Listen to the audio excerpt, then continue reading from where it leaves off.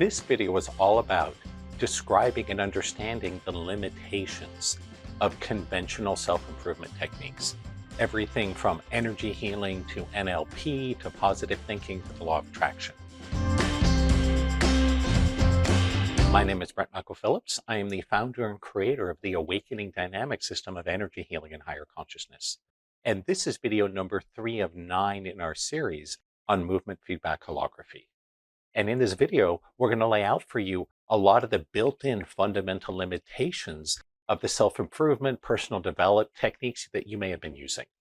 I'm also going to compare and contrast that with the movement feedback holography that we're presenting in this whole series. So let's jump into it, shall we?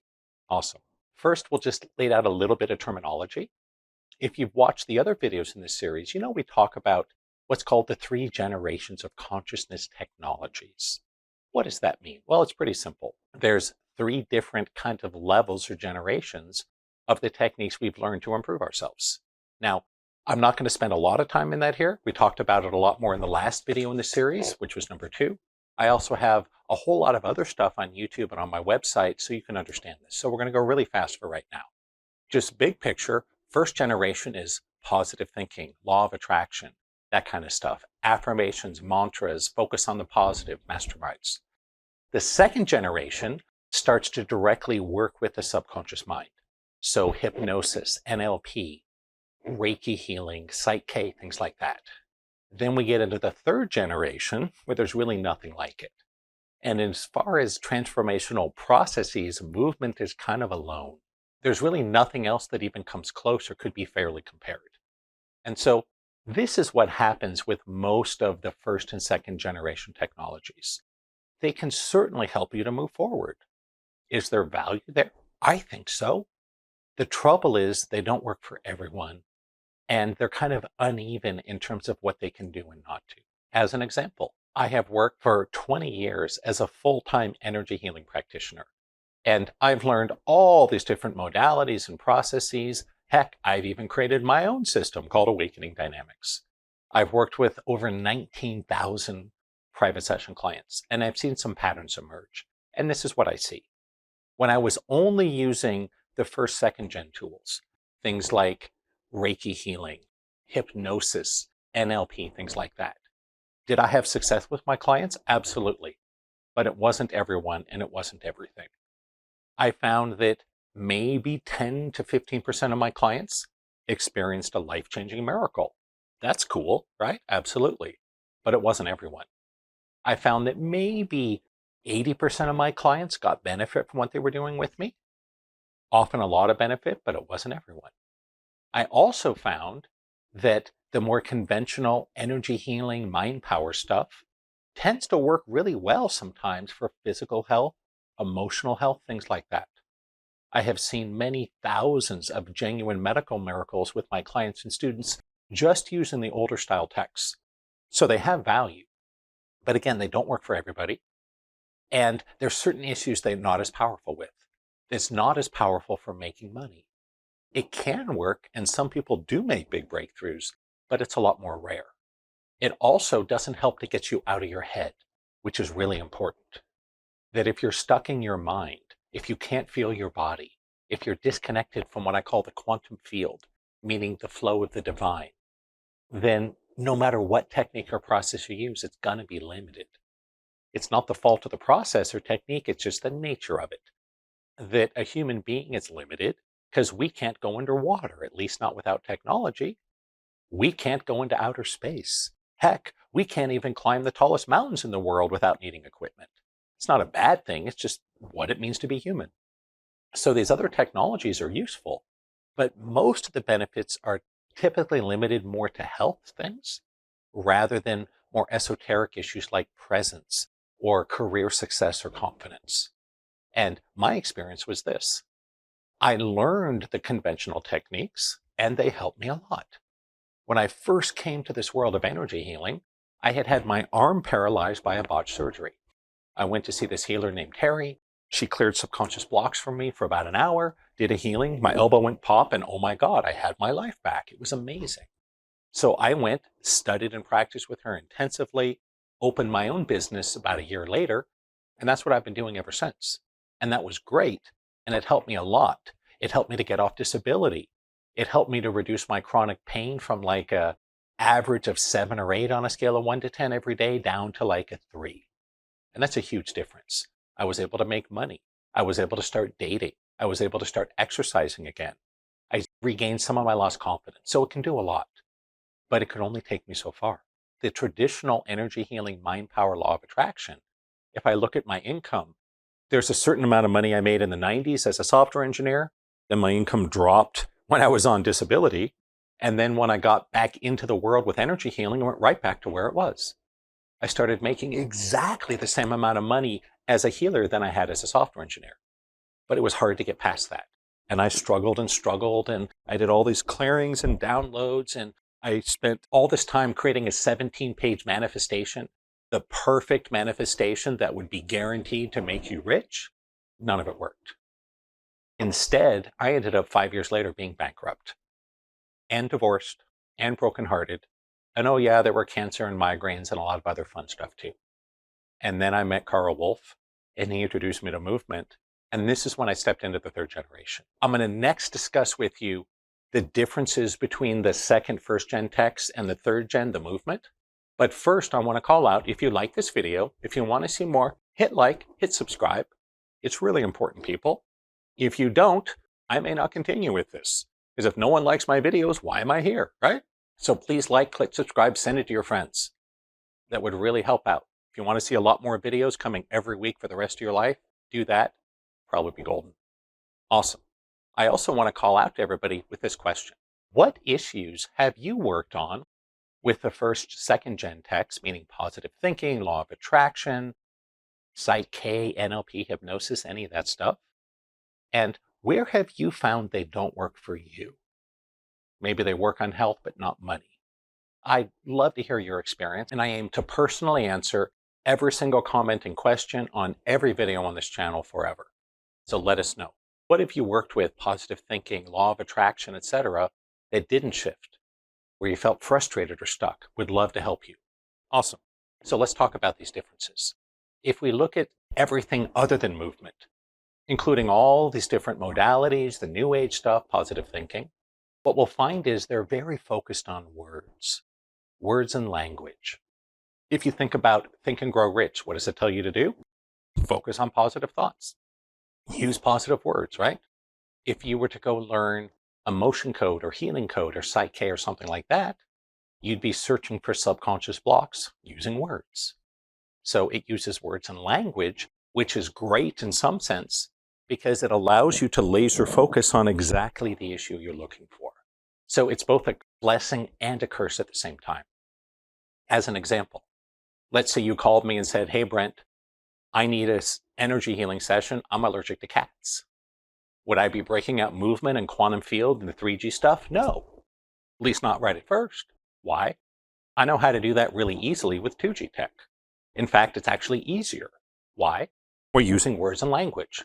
We focus specifically on the beliefs that cause you to be allergic to cats, clear them out, do a healing, and almost like magic, allergy gone. So there are some advantages because the results you get with the 2D stuff, meaning again, Psych K, emotion code, Reiki, things like that, NLP, are often tied directly to what your client worked on.